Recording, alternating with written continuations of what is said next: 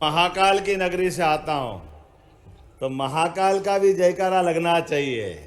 हमारे यहाँ तो कहा गया है, भगवान राम को याद करो या कृष्ण को, अगर महादेव को याद नहीं करो तो पूरा नहीं होता है।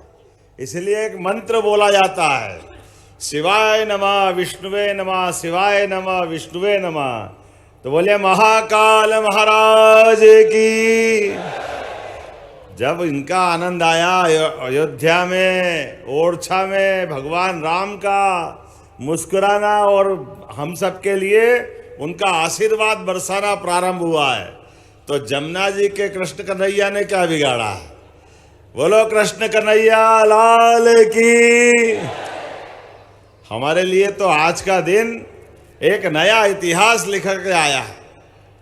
आज ओरछा में, निवाड़ी में, पूरे जिले के अंदर मैं सबसे पहले हमारे मंत्री माननीय नारायण सिंह जी के लिए अभिनंदन करना चाहूँगा, जिन्होंने आकर के ये पूरे आयोजन की रचना में अपनी भूमिका अदा की।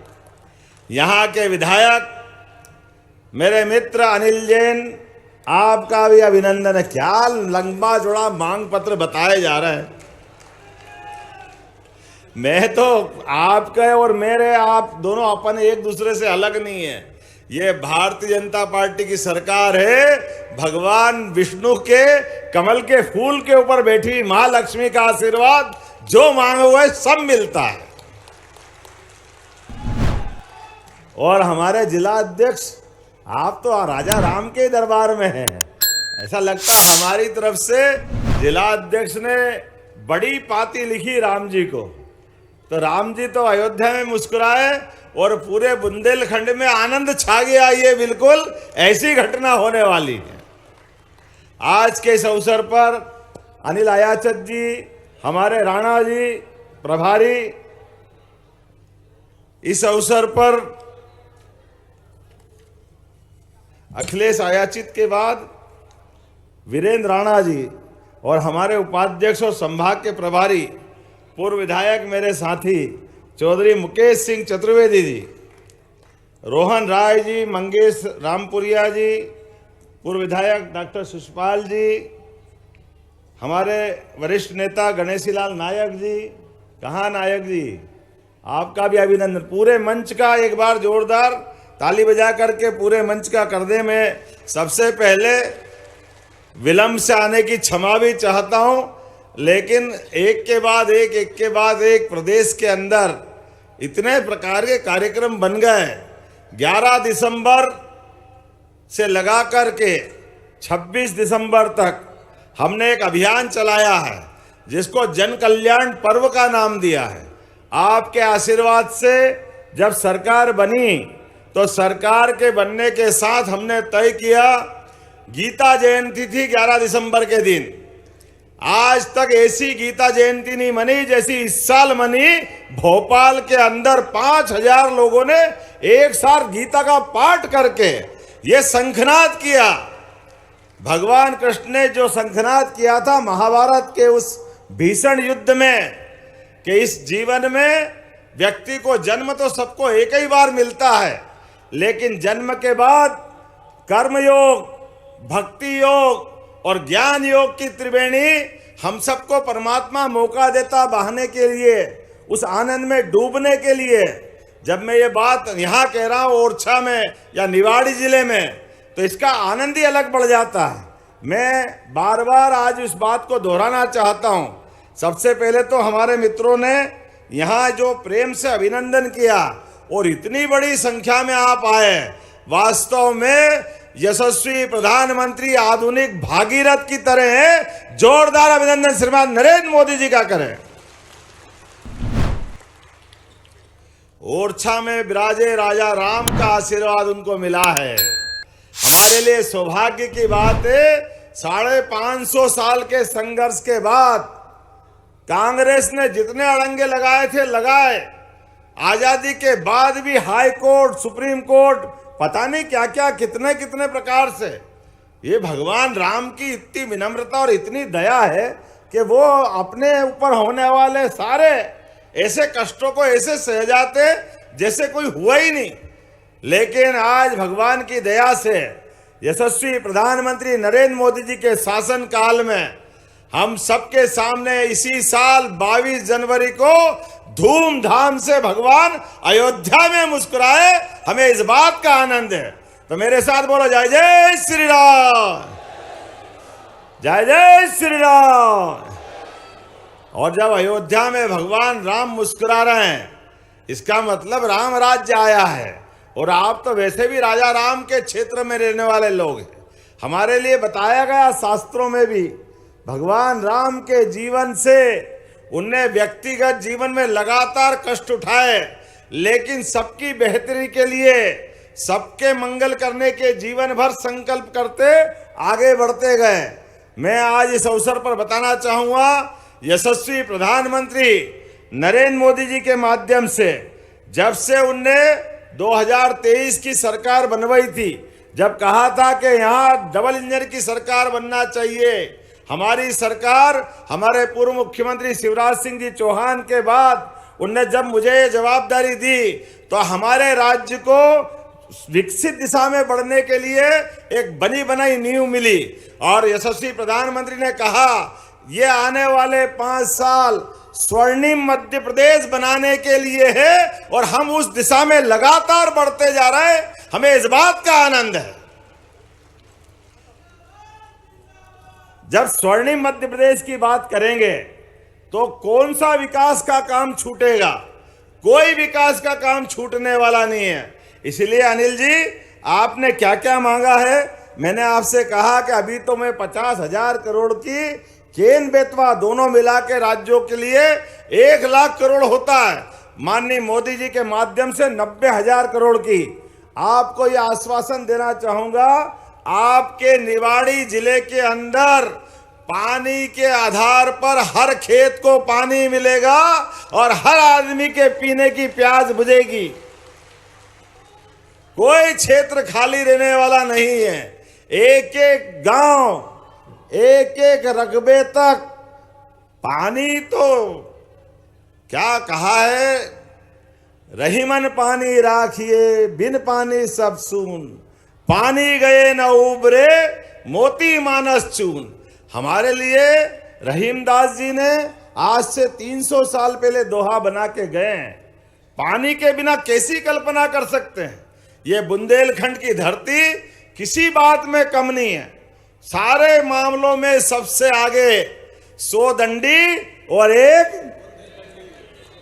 ये गौरव की बात है, बहादुरी की बात है। सारे देश में हमारे विदेशियों ने जब सत्ता बनाई तो सब सरेंडर हो गए, नहीं कोई सरेंडर हुए, नहीं कोई किसी ने अपनी निगाह झुकाई। वो एकमात्र क्षेत्र बुंदेलखंड है जिसने अपनी वीरता के बलबूते पर, बहादुरी के बलबूते पर, शौर्य और पराक्रम की नदियां बहा करके अपने प्राण न्योछावर कर दिए। लेकिन देश की आन बान शान के लिए, हमारे एक एक देवस्थान के लिए, जिनने सबसे ज्यादा शहादत दी है, अपने आप के प्राण फूल की तरह न्योछावर कर दिए, हमें गर्व है। वो हमारा बुंदेलखंड का इलाका है। मैं आपको नमन करता हूं, आपको बधाई देता हूं।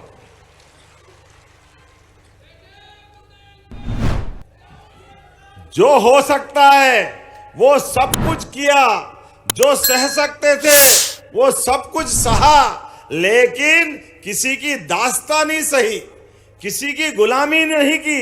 ये बुंदेलखंड अपने उस समय के आधार पर हजारों साल से प्राकृतिक खूबसूरती के भरोसे से, केन, बेतवा, क्या क्या नहीं है यहाँ पे, सब कुछ है, लेकिन इसका नियोजन नहीं हुआ। इसके कारण पिछड़ा, हमारी पीढ़ियां निकल गई पलायन करते हुए, क्योंकि आजादी की लड़ाई तो लड़ सकते हैं, लेकिन पेट की आग तो अपने काम धंधे से ही बुझती है। अपनी खेती में पानी नहीं, अपने देश में, दूसरे प्रदेश में, हर जगह जाकर के अपने बच्चे बच्ची की चिंता करने का काम वर्षों वर्षों से करते रहे। मैं आपको उस संघर्ष की भी याद दिलाता हूं और आपके संघर्ष को नमन भी करता हूं। लेकिन मुझे इस बात की प्रसन्नता है ये बीती तहाई विसार दे, आगे की सुध ले। यशस्वी प्रधानमंत्री ने सारा हिसाब किताब लगा करके सबसे बड़ा आशीर्वाद किसी को दिया है तो बुंदेलखंड की धरती को दिया है। हमें इस बात का गर्व है। अब बुंदेलखंड के लोगों से मैं एक ही हाथ जोड़ के निवेदन करना चाहूंगा, आप अपने कोई पैसे की आवश्यकता साल 2 साल में पड़े, कोई ब्याह शादी बड़ी बड़ाई करने हो तो ब्याह शादी बड़ी मत करना, खर्चे को कम करना। क्यों? क्योंकि आप खर्चे करने में फिर अपनी जमीन बेचते हो। अनावश्यक खर्चा करते हुए आप कर्जे से बचना। कोई कारण से जरूरत पड़े तो गहने बेच देना, मकान बेच देना, लेकिन अपनी खेती की जमीन मत बेचना। ये खेती से आपका जीवन बदलने वाला है। बदलते समय में हमको इस दिशा में विचार करना पड़ेगा। आपकी 1 बीघा, 2 बीघा, 2 एकड़, 4 एकड़ जमीन ये पंजाब और हरियाणा को मात करने वाली है, ये मैं बताना चाहता हूं। जब पानी मिल जाए खेती को, प्यासे को पानी मिल जाए तो उसको जिंदगानी मिल जाती, और खेत को पानी मिल जाए तो वो जवानी मिल जाती है। खेत में पानी मिल जाए तो फसल के लिए अमृत समान वरदान है। वो क्या बचता है? हम सब खेती किसानी वाले लोग हैं। हम किसी की भैंस बकरी चुराने नहीं जा सकते, लेकिन अपने खेत पे खेती करना अच्छे से जानते हैं। इसलिए खेती किसानी के लिए बिजली पर्याप्त रूप से हमारे प्रदेश में है, और अब पानी भी मिलेगा तो खेती के आधार पर क्षेत्र की तकदीर बदलेगी। इस बात का निमंत्रण देने में आया हूं। स्वर्गीय भारत रत्न अटल बिहारी वाजपेयी ने एक स्वप्न देखा था कि ये नदी जोड़ो अभियान होना चाहिए, और ये 2003-4 की बात थी। जब उनने बात कही तो कई सारे लोग, पता नहीं क्या हो जाता, मैं तो कांग्रेस के मित्रों से भी बोलता हूं कि कभी तो अच्छी बात करा करो, कोई खराब बात हो तो विरोध कर दो, लेकिन नदी से नदी जोड़ो के मामले में कहा अटल जी ने कि एक नदी में बाढ़ आ रही और दूसरी नदी सूखी है, अरे दोनों को मिला दो तो दोनों क्षेत्र में पानी पहुंच जाएगा, अन्यथा बाढ़ वाला पानी तो समुद्र तक जाने ही वाला धीरे धीरे, उसमें कोई क्या बिगाड़ेगा। लेकिन बड़े दुर्भाग्य के साथ कहना पड़ रहा है, ऐसी कल्पना तो वो करते नहीं है, और की गई कल्पना की भी हंसी उड़ाते हैं। हाई कोर्ट, सुप्रीम कोर्ट 20 साल लग गए इस बात को। जो 2004-5 में आती वो 2024 में भूमि पूजन हो रहा है। लेकिन कोई बात नहीं, भगवान सब देखता है। राजा राम आखिर हमारे बीच है, उनका आशीर्वाद मिला, और इसी 25 तारीख को भूमि पूजन करेंगे और पूरे नए काम की शुरुआत होगी। ये नए काम के आधार पर आपको निमंत्रण देने में आया हूं। आज निवाड़ी अगर आया हूं तो इसी कारण से आया हूं कि आज हमारे अपने कई पीढ़ियां सुधर जाएगी। हमारा समय गया वो गया, लेकिन आने वाले नई पीढ़ी, हमारे बाल बच्चे दुआ देंगे कि कोई यशस्वी प्रधानमंत्री नरेंद्र मोदी जी भारत सरकार के प्रधानमंत्री थे, और मध्य प्रदेश में भी हमारी सरकार थी। हमने भागीरथ को नहीं देखा, हमने अपनी सनातन संस्कृति के अंदर गंगा माता के अवतरण का दृश्य नहीं देखा कि गंगा माता हिमालय से अवतरित कैसे हुई थी, लेकिन अपनी आंखों के सामने हम ये नया अवतरण देखेंगे जब घर घर अपने गंगा आएगी और खेत खेत में पानी पहुंचाएगी। ये नया इतिहास बनने वाला है। और इससे भी साथ साथ कई सारी जनहित ऐसी योजनाएं हमारी सरकार ने चालू की है। अभी आपने कहा निवाड़ी के कुछ मांगे बताइए, मैं अभी समय की कमी तो पढ़ूंगा तो नहीं, लेकिन चिंता मत करना अनिल जी, अभी तो 1 ही साल हुआ है, अभी तो इस सरकार का ही 4 साल बाकी है। अगली बार भी बुलाओगे कि नहीं बुलाओगे? जो आप मांगोगे सब मिलेगा, लेकिन अभी तो 25 तारीख को बुलाने के लिए आया हूं। बोला मैंने सही कहा कि नहीं कहा? इतने बड़े अभियान में हमारा सबका ध्यान एक ही जगह जाना चाहिए। और आप एस्टीमेट बना देना, जो आप कहोगे वो भी करने के लिए तैयार रहेंगे। अपने निवाड़ी का विकास हो, इससे अच्छी क्या बात होगी। ओरछा का विकास हो, राजा राम का ओरछा लोक जैसा महाकाल का महालोक बना है, उसी प्रकार से राजा राम का हमारा राजा राम लोक बनने जा रहा है धूमधाम से। उससे भी अच्छा बनाने का प्रयास हमारी सरकार के द्वारा किया जाएगा। हमारी सरकार ने तय किया है कि अपने गरीबों के लिए, वो गए जमाने जब कांग्रेस के तो बड़े नेता हेलीकॉप्टर से आते और हेलीकॉप्टर से जाते थे। एक बड़े नेता तो अपने घर में हेलीकॉप्टर उतारते। बड़े दुर्भाग्य के साथ कहना पड़ रहा है, अपने बाड़े में हेलीकॉप्टर उतारेंगे और उड़ जाएंगे। वो 30-30 साल तक सांसद रहते हैं, कभी किसी को अपने हेलीकॉप्टर में नहीं बिठाते। हवाई जहाज तो दिखाने की बात ही नहीं है। लेकिन हमारी सरकार ने तय किया है कि हम अपने, ये सरकार गरीबों के लेके चलने वाली सरकार है, यह बहन बेटियों के आशीर्वाद से चलने वाली सरकार है। आप चिंता मत करना, आपके हॉस्पिटल में कोई भी मरीज अगर ज्यादा बीमार हो जाए और मरीज को दिल्ली, बंबई, इंदौर कहीं पहुंचाना हो तो हमारी सरकार हेलीकॉप्टर भी पहुंचाएगी और मरीज की जान बचाएगी। ये हमने निर्णय किया। एयर एम्बुलेंस के माध्यम से जहां हवाई जहाज उतर सकता वहां हवाई जहाज, और हवाई जहाज नहीं उतरे वहां हेलीकॉप्टर उतारेंगे। लेकिन एक एक व्यक्ति की जान बचाए।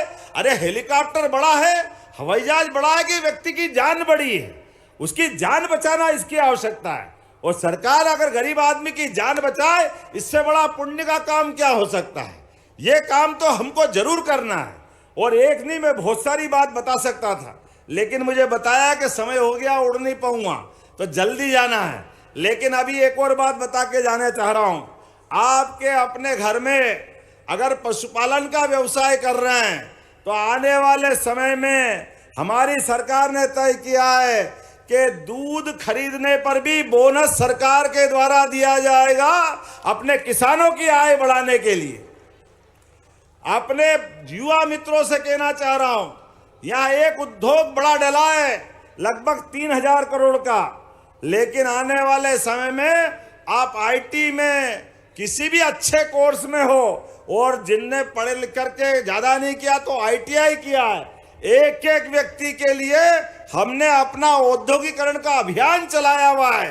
प्रत्येक हाथ को काम और प्रत्येक खेत को पानी, ये देने का संकल्प हमारे सरकार के द्वारा किया गया है। सबका जीवन बदले, सबके जीवन में सुख आनंद आए, इसी को हमारे ब्रह्म वाक्य की तरह रोज दोहराते हैं। सर्वे भवन्तु सुखिनः, सर्वे सन्तु निरामया। इस घोष वाक्य के साथ अपनी सरकार काम करती रहेगी। आज के इस अवसर पर आप सबका धन्यवाद। बोलो भारत माता की, भारत माता की। तो अपने स्थान पे खड़े हो जाओ और दोनों हाथ की मुट्ठी बांधो और संकल्प करो, एक एक व्यक्ति जब तक 25 तारीख को उस कार्यक्रम में नहीं आए तब तक शांति से नहीं बैठेंगे। जितने लोग यहाँ आए ये तो आए ही, और बाकी को भी लेकर के आएंगे। बोलो सब तैयार है? इधर से आवाज आना चाहिए, तैयार है? तो बोले भारत माता की, भारत माता की, भारत माता की। बहुत बहुत धन्यवाद। भारत माता की जय। ऐसे ही वीडियो के लिए लाइक करें, शेयर करें, फॉलो करें और YouTube पर जाकर सब्सक्राइब करें और बेल आइकन को दबाना ना भूलें। और ताजा तरीन अपडेट के लिए स्वदेशलाइव.com पर जरूर जाएं।